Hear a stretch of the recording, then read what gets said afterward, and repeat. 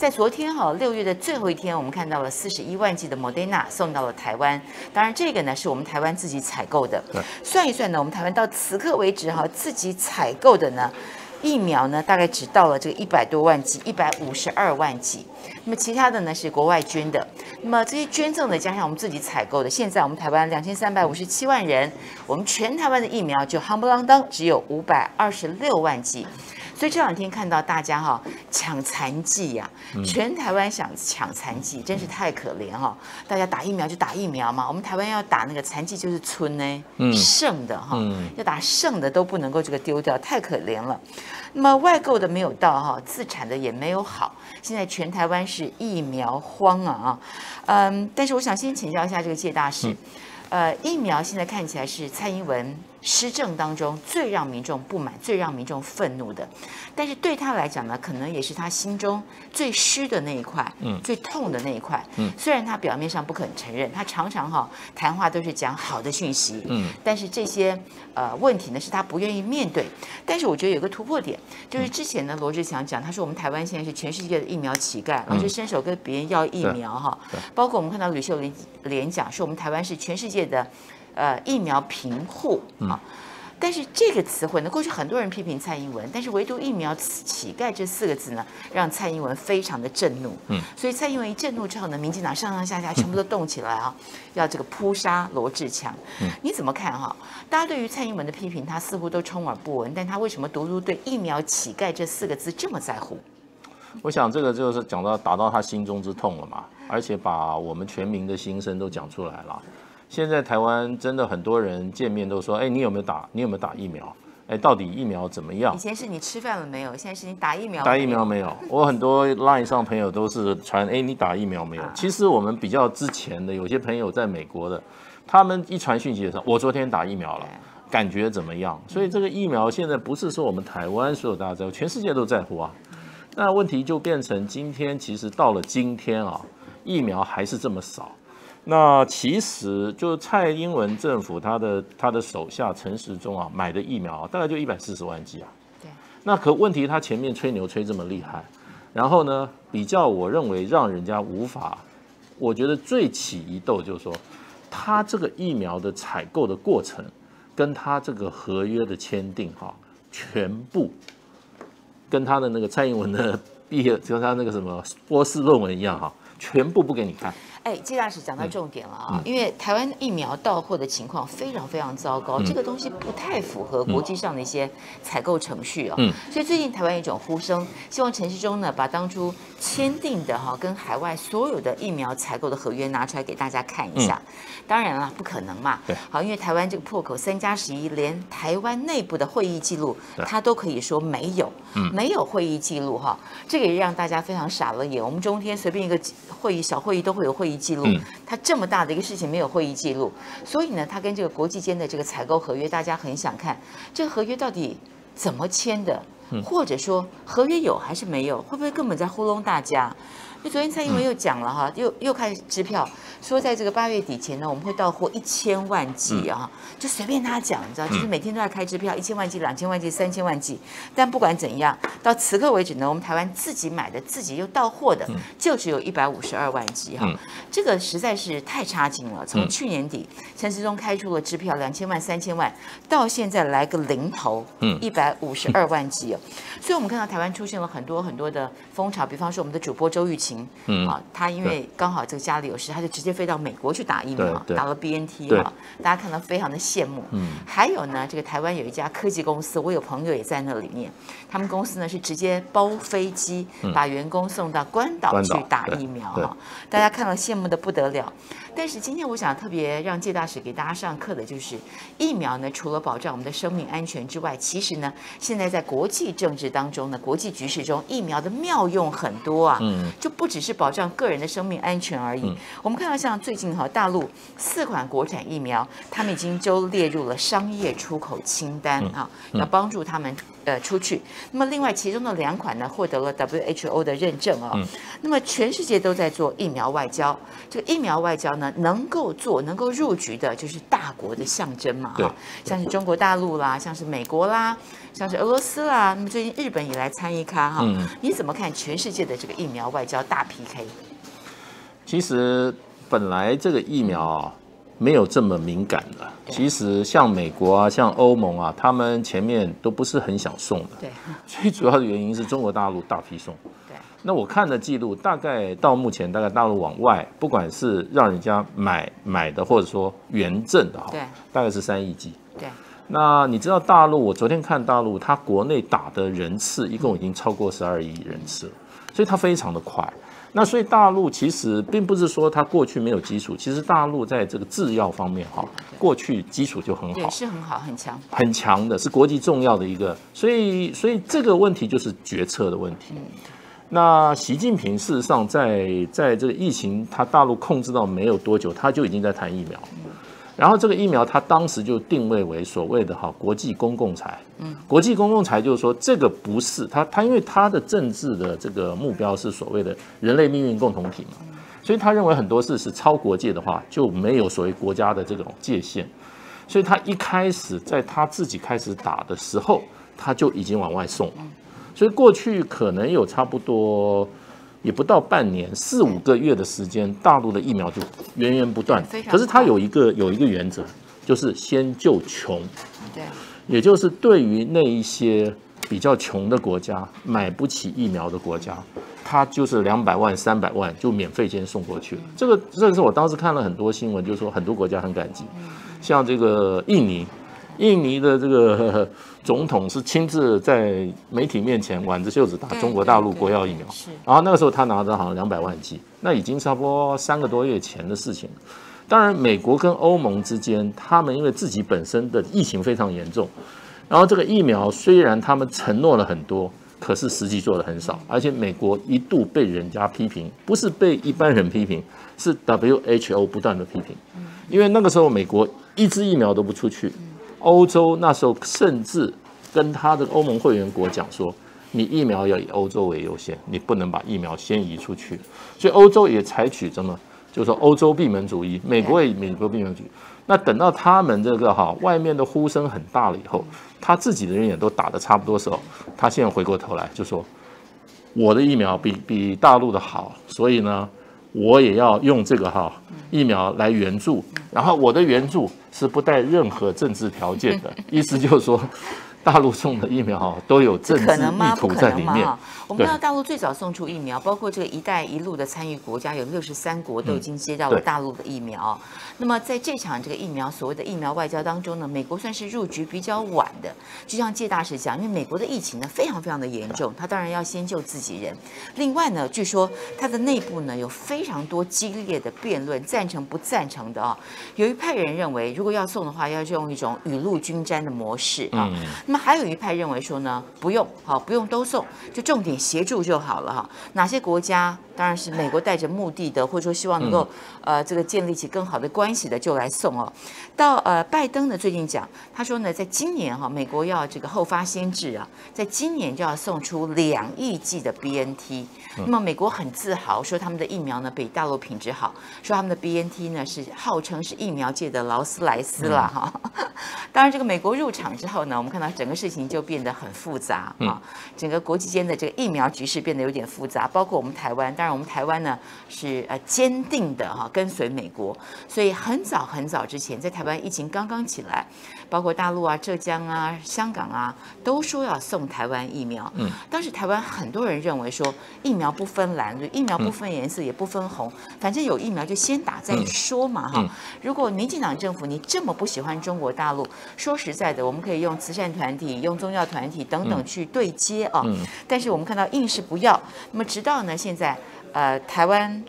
已经死掉了。我的算法是将近900条人命，为什么这样算呢？官方的说法截至目前为止，6月底为止呢是648条人命，是因为疫情而死，确诊而死。但是别忘了，还有200多条人命呢是因为打 AZ 疫苗而死亡，所以他们也是因为疫情而死亡。对，如果再早一点打等等，也许他的并发症各方面我不知道，也许可能不会这么多。所以2个数字加在一起呢，已经将近有900人死亡了这个数字确实是很高。所以到现在为止呢，台湾一直坚持，我们只肯接受美国送的疫苗，接受日本送的疫苗，甚至包括立陶宛的2万剂疫苗哈。不但大陆的捐赠的疫苗不能来，而且台湾企业要购买疫苗哈。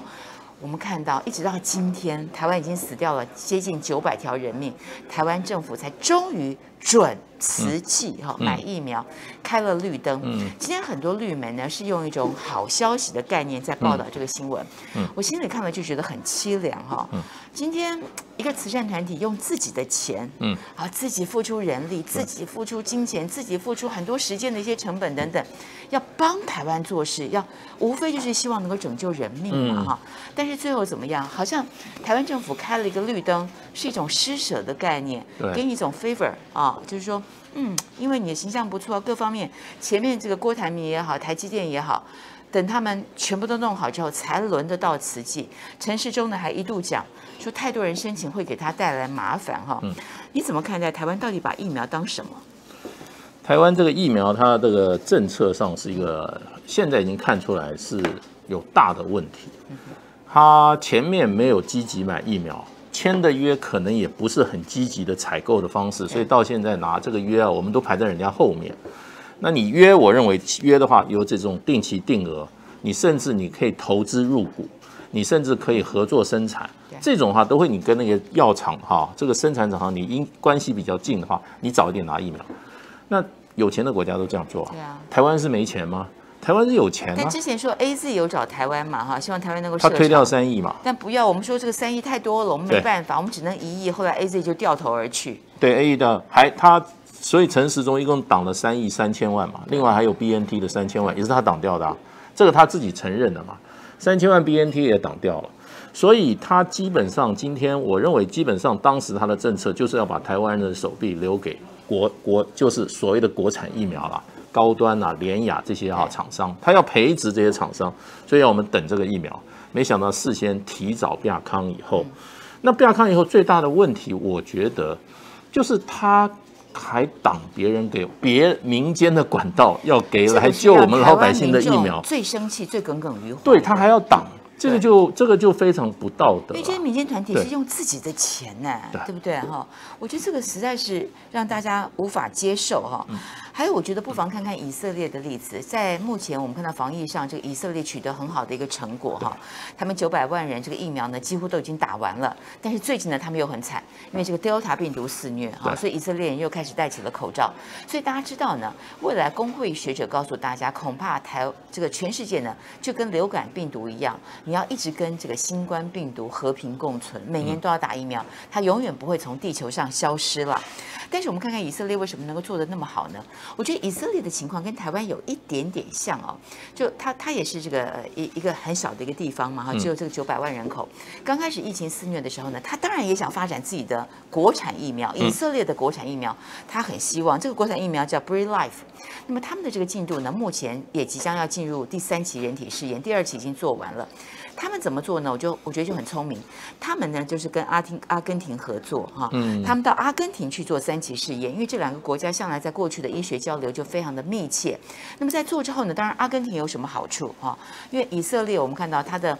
的比较重点没有放在这方面，但因为它的敌人比较多嘛哈，所以它交给阿根廷。未来呢，在阿根廷做3期试验之后呢，阿根廷就会接下它的制造，还有协助它这个出口，还有这个卖出的一个重责大任。那么好处呢，阿根廷的民众又多一种疫苗可以打哈，所以我觉得这是一个双方的互利互惠。但是以色列就不像台湾这么急，台湾的这个高端跟联雅呢，到现在为止，我们看到这个2期的解盲留下了一些问号，那么3期呢根本没有做，就希望拿紧急授权，所以全台湾的呼声都是说什么都可以急，疫苗是不能急的，这是攸关人命啊。但是看起来我们的政府呢，不愿意啊，硬是要把它推上台面。但是以色列也一样，他们的疫苗呢，虽然看起来目前进度2期结束要进行3期，但是也是来不及。他们预估呢，最早大概2023年的春季才会上市。今年才2021年啊。但是以色列有没有叫全部以色列人去等这个他们的国产疫苗？不可能，没有啊，不可能。所以以色列一发现他的疫苗来不及，他掉头就赶快跟国际间去买，而且他是用2倍的价格去买。对，他用最贵的价格，我先把它买进来再说嘛。所以我们看到去年呢12月他们就先去买辉瑞，2倍的价格，辉瑞当然卖。就卖了嘛。然后接着呢，他们开始为什么辉瑞要卖它呢？以色列的卫生部长讲了一句话，他说我们开出了一个条件，如果我们不是开这个条件的话呢，因为我们是个很小的国家，全世界的大厂看都不会看我们以色列一眼。他们开的一个条件给辉瑞就是说呢，我们所有施打的数据都提供给你，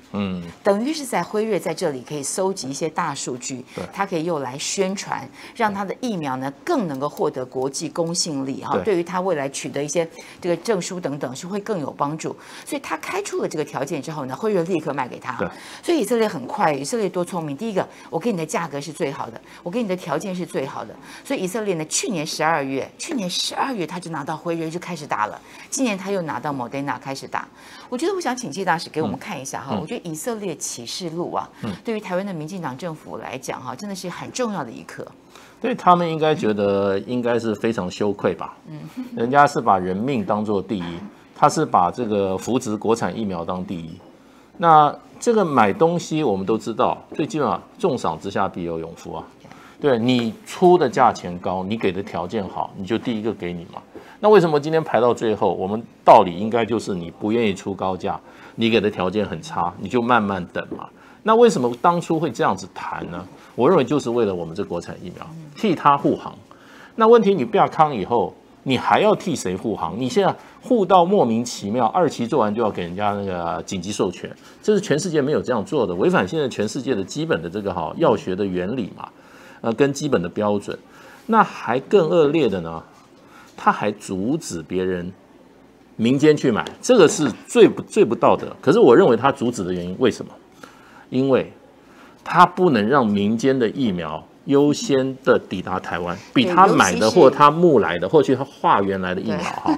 比他早到台湾的话，这以前就有人讲过，如果说民间都买得到的话，政府还买得到，这个政府非垮不可。3家民间，包括永龄基金会，包括这个台积电，包括这个慈济，他们不买则已，一买都是买最好的，都是买 BNT 嘛。对 BNT 因为 BNT 青少年也可以打，所以都是买 BNT。那你想想看，如果加在一起1500万剂 BNT 如果进来的话，请问谁要打这个联亚？请问谁要打高端？对啊。所以他一进来，我觉得那个排挤效应会非常非常的大哦。所以虽然他现在所谓的开了绿灯，好，你们买。以前不让你们买，现在准你们买。但是我们的内部评估是，它就算开了绿灯之后呢，接下来它这个速度它一定会放缓，一直去压，可能会压到年底，压到它的这个高端跟联亚出来之后，甚至1-2个月之后，才让你 BNT 慢慢的进来。这个慢慢进来呢，说不定也就是一次来个11万剂啊，来个25万剂啊，来个40万剂啊等等，它不会让它大量进来。当然，这个对外的说法，说实在的啦，